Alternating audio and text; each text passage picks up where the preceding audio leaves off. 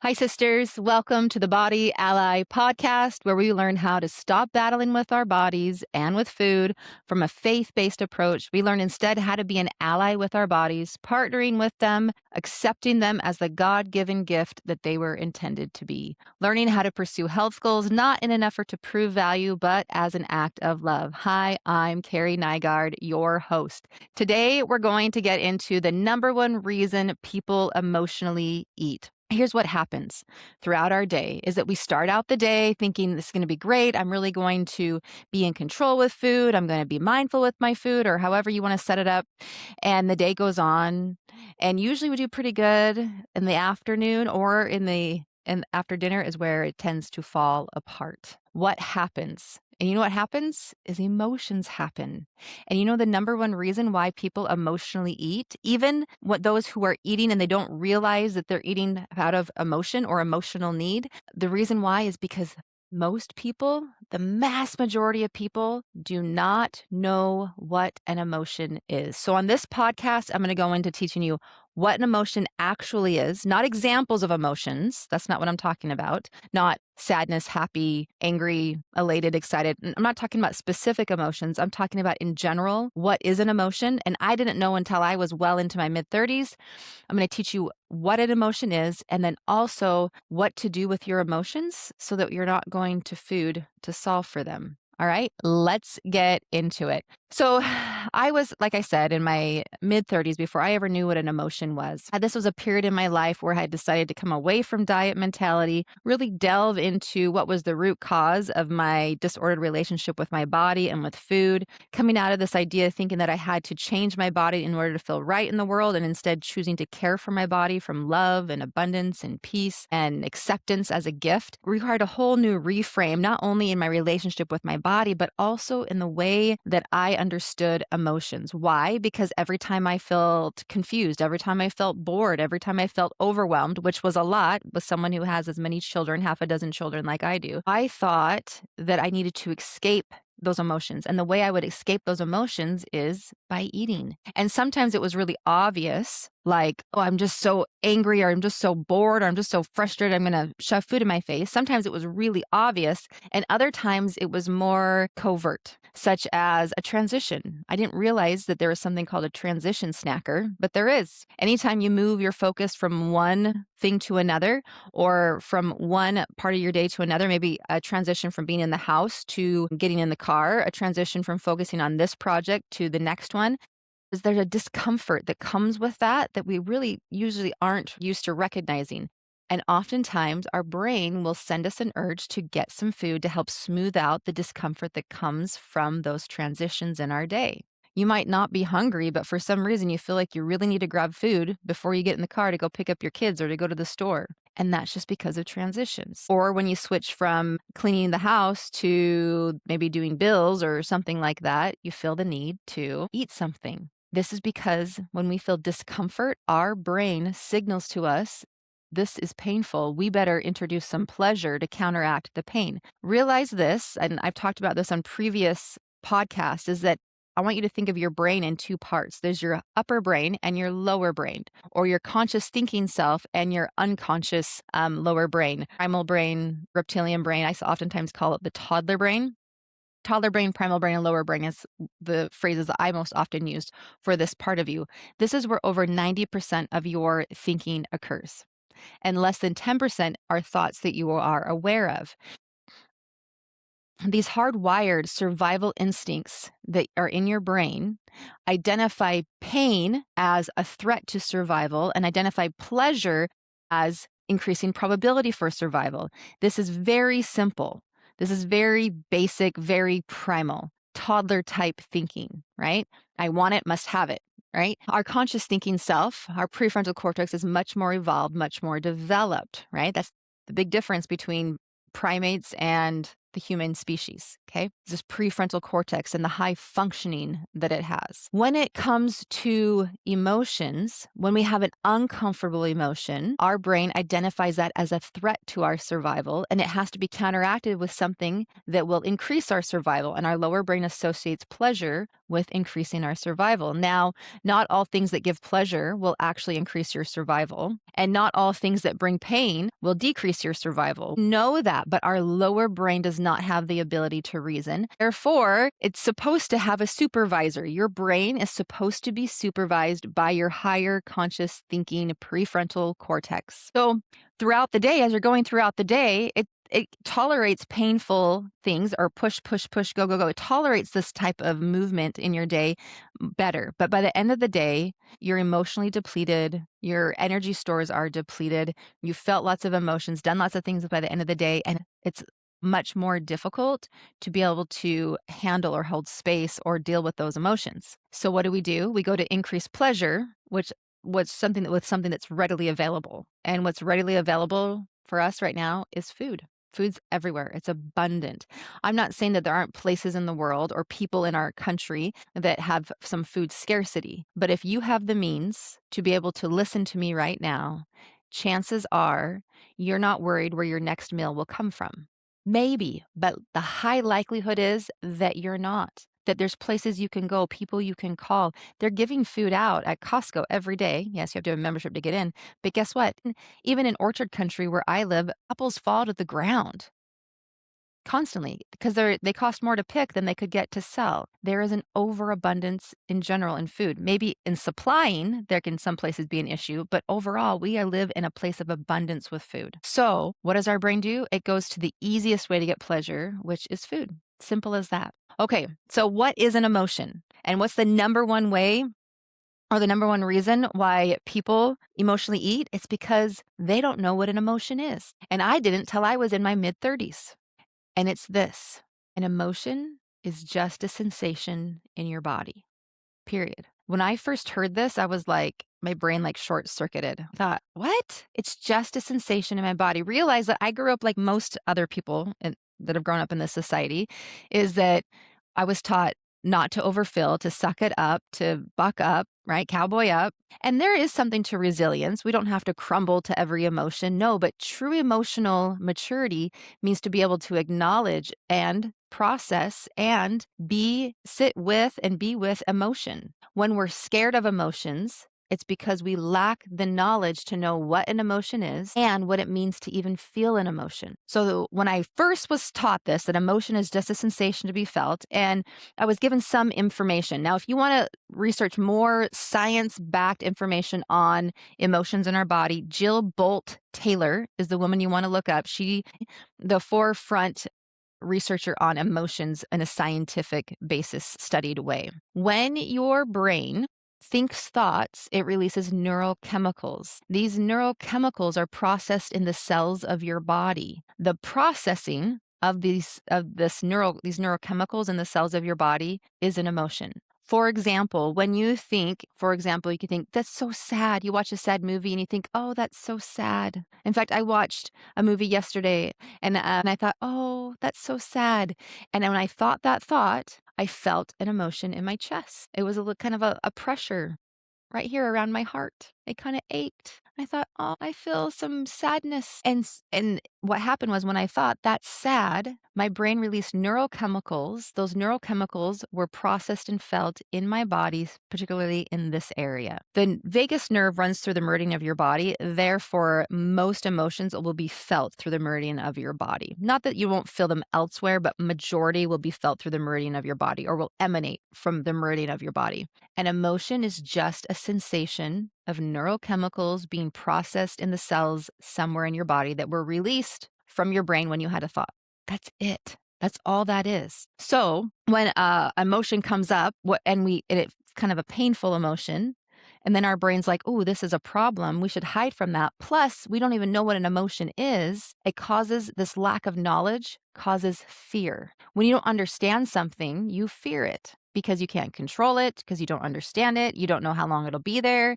what it will be like. And so what do? You avoid it. I call this the Wizard of Oz effect. When Dorothy went to go visit the Wizard of Oz with her little companions for the first time, they were terrified when they entered in to see the Wizard of Oz. They were shaking and scared. Why? Because they thought Oz was a wizard that was all powerful and big, and they didn't understand him. That felt scary, and so they were scared. Similarly, we don't know what an emotion is, typically in our society. We're grown up being taught to shame our emotions, don't feel, don't cry, suck it up, blah, blah, blah, right? And so as a result, we're scared and even shameful for having emotions. We think there's something, we judge ourselves for having an emotions. We heap persecution and beat ourselves up for even having emotions. We shame ourselves and judge ourselves for having an emotion.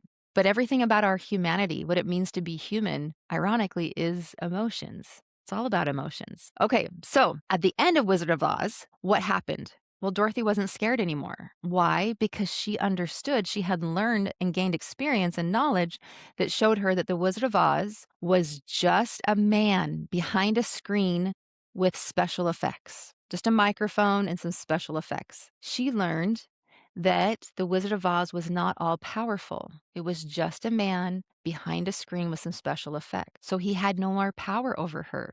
The same is true for our emotions. When we understand that our emotions are just a sensation of neurochemicals being processed in the cells of our body, then we know we don't have to be scared of them anymore. We worry, oh no, this is scary. This is hard. I don't know if I feel this emotion, it might overtake me. I might never be rid of this emotion if I pay any attention to it. But ironically, again, the opposite is true. When we allow our emotions to process without spinning out in thoughts about them, then we stop the pattern of our brain sending the neural chemicals to our body that are perpetuating the emotion, and we simply put a pause on the impulse of neural chemicals being fed to our cells. We pause that and we allow time for the cells in our body to process those neurochemicals, and then we get the relief from the emotion. So let me give you an example of how this can work. The very first emotion that I ever acknowledged in my body for the very first time, I was about 35-ish years old, maybe 36, I don't know, somewhere around there. And I was in the basement of this rental home that we lived in at the time. We were waiting to buy land and build a house and so forth, living in this rental home. And I was in the basement, I was picking up toys, something that I've done, I don't know, thousands upon thousands of times. And my brain sent me an urge to go upstairs to the kitchen and eat. And I stopped and I thought, am I hungry? No, I'm not hungry. And I thought, what am I feeling?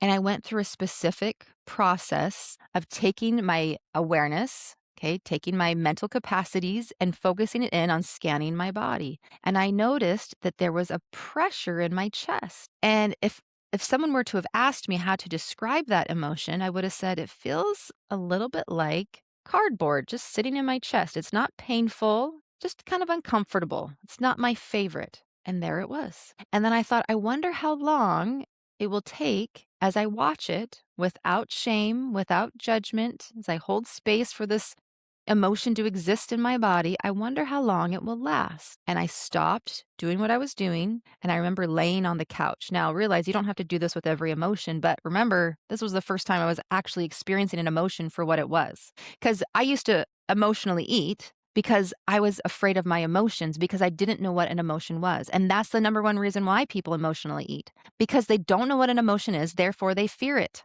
And so they avoid those emotions by eating.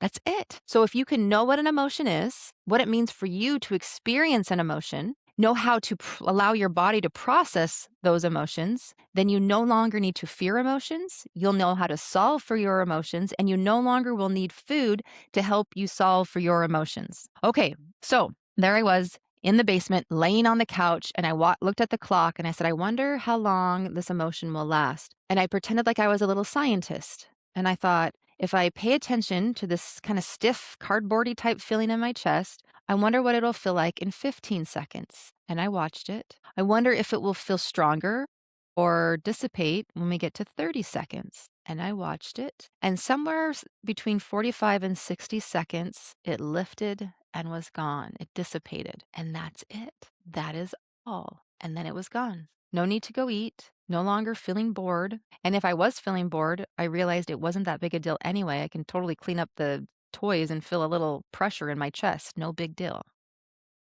Just kind of a stiff pressure in my chest. It wasn't painful. My brain was telling me that it was super painful and overwhelming and we better go eat. But in reality, when I paused, because I then knew what an emotion was, so I no longer was scared of it, just like Dorothy pulled back the screen and revealed the Wizard of Oz for what it truly is, we can do that with our emotions just by understanding and paying attention to how emotions feel in your body. Realize that an emotion for every person will be felt differently. Not everyone will feel boredom in their chest the way I do. They'll feel it somewhere else in some other way, a pressure, a tightness, a movement. However, these neurochemicals are being processed in your cells, the quality of them will dictate how it feels in your body to feel that emotion. So when I work with women, I take them through a 4-pillar process. The second one of the process specifically is emotional awareness. When we become emotionally aware, we're no longer subject to our emotions because we realize that the most painful thing we can feel in this world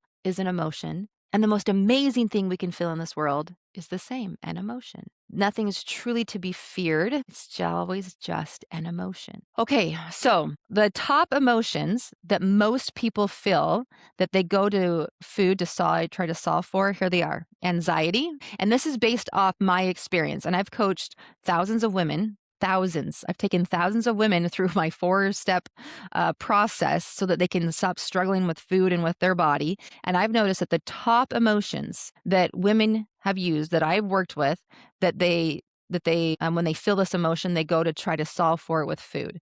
And for me, that one day it was boredom, but I noticed that as I progressed in my becoming more emotionally aware, I realized that the emotion that was the biggest one for me is in this list as well. And it's what I've observed as one of the top 5 emotions that women feel or try to emotionally eat from. The first one is anxiety. The second one is similar to anxiety, but a little different. It's fear or worry. Okay, so we have anxiety. That's when the survival responses in your brain are tripped and you're feeling true anxiety.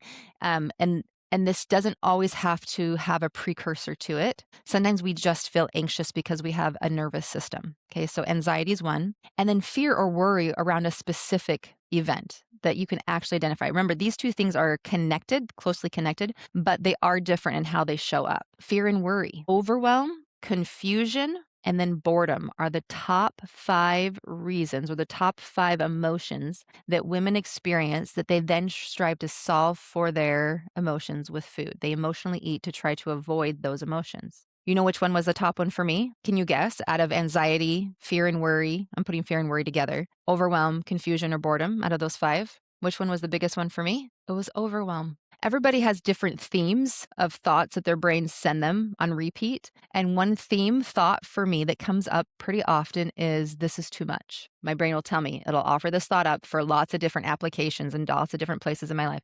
This is too much. Shut it down.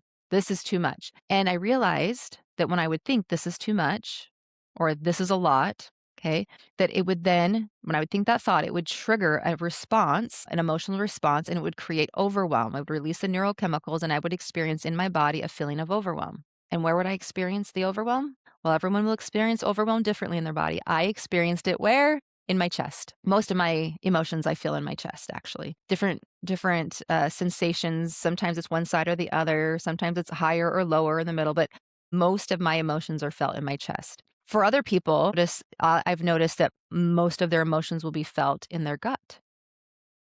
That maybe the majority, not that I don't feel emotions elsewhere, maybe up in my throat or down in my gut, but the majority of them tend to emanate from my chest. Whenever I would feel overwhelmed, then I would go to food. Well, when you have little kids, guess what? You're going to feel overwhelmed. There's going to be messes and noise and overstimulation, right?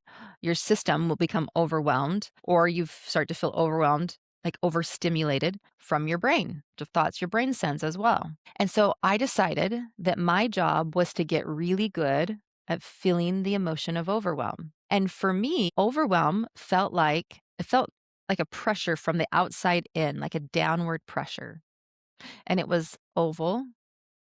And if I had to imagine, it felt like there was a boot sitting on my chest. Like I was laying down and there was just a really heavy, like work boot just sitting right there on my chest with some gentle pressure pushing down. Again, not comfortable, would rather it not be there, and not near the problem, the Wizard of Oz effect, that my brain was making it out to be. When we get stuck up in our head thinking about our emotions, it amplifies the effect of those emotions because it continues to feed the neurochemicals, release, release, release into your body, and it does feel bigger. But emotions are like waves on the sand. They build, they crest, and then they dissipate on the shore. They build, they crest, they dissipate on the shore. And if someone strives to, I remember the first time I went to the ocean and actually swam in the ocean, I remember getting pummeled by a wave. But as I watched, I learned that I could jump with the wave and I could ride the wave. And then it no longer pummeled me. And instead of it being an experience of getting pounded and pounded and pounded by a wave, just by understanding the characteristics, the quality of a wave, I was able to ride the wave without making it be a problem, specifically with boredom first and then with overwhelm. And once I got really good at feeling overwhelm, it had less control over me. It came less often. It just wasn't that big a deal. It's kind of like when you strive to ride a bike for the first few times, figuring out how to pedal and balance and steer at the same time feel like a lot. But pretty soon you get it down. And once you've learned it, you can't unlearn it. And the same is true for emotions. The more you practice it and learn to be able to move throughout life with an emotion, you learn it's not that big of a deal. The less it comes, the less intense it comes, and the less your brain gets hooked into thinking that it's a big, powerful Wizard of Oz that's going to destroy you if you make a misstep, right? So, the invitation I want to extend to you is to begin doing a mini emotional inventory. Throughout your day, start to scan your body and notice if you're feeling any emotions. Or maybe first you might know you're feeling an emotion and then scan your body to identify where you're feeling it and how you would describe its sensation. And when you do, this is the first step in becoming emotionally aware and no longer needing to solve for your emotions with food or with anything else in your life. All right, give it a try, ladies. And I want to thank you for coming to this podcast. In close, I want to remind you to check the show notes below for links to my websites and other content that I offer. Please share this podcast with others and leave a review. When you leave a review, it shows the algorithms that, hey, this podcast is important. People like this. When you like the podcast or rate the podcast, it helps the mission of the Body Ally movement, where we help women no longer battle with their bodies, but come into harmony and accept their bodies as the God-given gift that they were intended. Women were not sent here to think about food and only losing fat, but to strive and thrive, to create and to live out God's plan for them. Thank you so much. Go ahead and get out there and start doing those mini emotional inventories. Bye-bye.